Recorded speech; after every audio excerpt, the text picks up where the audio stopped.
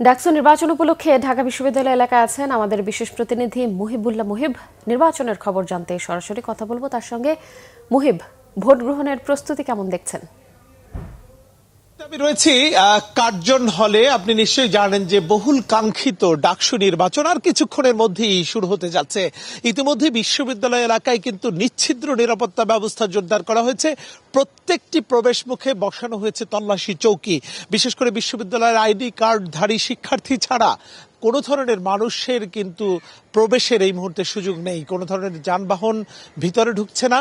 বিশেষ করে প্রত্যেকটি প্রবেশ মুখে ঢাকা বিশ্ববিদ্যালয়ের যারা বিএনসিসি সদস্য রয়েছেন তারা যেমন রয়েছেন, একই সঙ্গে বিশ্ববিদ্যালয়ের প্রক্টরিয়াল টিম তারাও কিন্তু রয়েছেন পুলিশ সদস্যরা এবং অন্যান্য আইন শৃঙ্খলা বাহিনীর সদস্যরাও কিন্তু রয়েছেন। সাদা পোশাকে বিপুল সংখ্যক আইন শৃঙ্খলা বাহিনীর সদস্য আমরা বিশ্ববিদ্যালয়ের ভেতরে যেমন দেখছি, একই সঙ্গে বাইরেও আমরা লক্ষ্য করছি।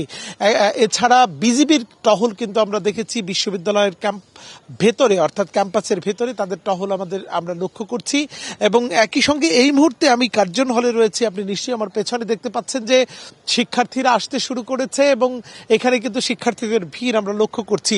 4টি হলের ভোট গ্রহণ হবে এই কার্জন হলে। প্রায় 6,000-এর বেশি শিক্ষার্থী এই ভোট কেন্দ্রে ভোট দিবেন এবং এখানে সব ধরনের বুথগুলো প্রস্তুত রয়েছে এবং ভোটার তালিকাগুলো নিয়ে প্রবেশ মুখে অবস্থান করছেন বিশেষ করে এই বিশ্ববিদ্যালয়ের শিক্ষার্থীরা। তারাই মূলত ভোটার নাম্বার ওখান থেকে সংগ্রহ করে শিক্ষার্থীরা কিন্তু স্ব ভোট কেন্দ্রে প্রবেশ করবেন এবং 8টা থেকে সেই ভোট গ্রহণ শুরু হয়ে 8 ঘন্টা চলবে। যদিও বিশ্ববিদ্যালয় কর্তৃপক্ষ জানিয়েছেন যে যতক্ষণ পর্যন্ত লাইনে ভোটাররা থাকবেন ততক্ষণ পর্যন্ত কিন্তু তাদের ভোট গ্রহণ চলতেই থাকবে। আমরা যেটি শুনেছি যে 40,000 ভোটারের অংশগ্রহণে মূলত এবারের এই নির্বাচন অনুষ্ঠিত হতে যাচ্ছে এবং বিপুল সংখ্যক প্রার্থী এবারের নির্বাচনে প্রতিদ্বন্দ্বিতা করছেন। আপনি ইতিমধ্যেই জেনেছেন যে 45 জন ভিপি পদে প্রতিদ্বন্দ্বিতা করছেন। তবে কে হচ্ছেন ডাকসুর এবারের নির্বাচনে পরবর্তী ডাকসু সংসদের পরবর্তী ভিপি এবং কে হচ্ছেন জিএস, সেটি নিয়ে কিন্তু নানান আলোচনা, নানান কৌতূহল, নানান ধরনের প্রেডিকশন আমরা দেখতে পাচ্ছি। তবে কে হচ্ছেন সেটি কিন্তু আসলে এখনই সুনির্দিষ্টভাবে কেউই বলতে পারছেন না, কারণ তীব্র প্রতিদ্বন্দ্বিতা যে হচ্ছে সেটি কিন্তু প্রত্যেক শিক্ষার্থীর মুখেই আমরা শুনতে পাচ্ছি।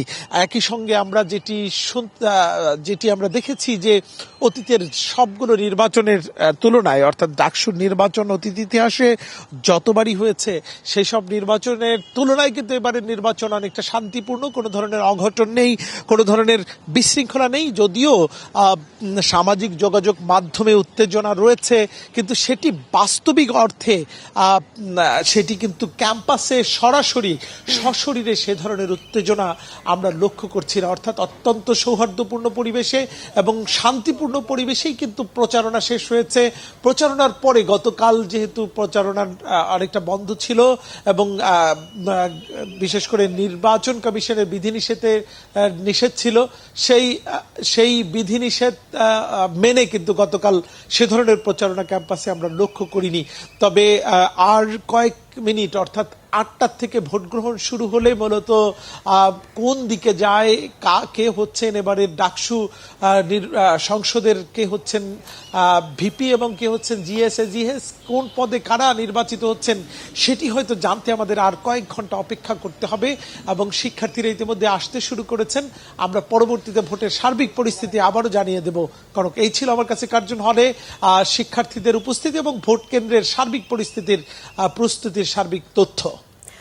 মুহিব, আপনাকে ধন্যবাদ। পরবর্তীতে আমরা আবারও আপনার সাথে যোগাযোগ করব।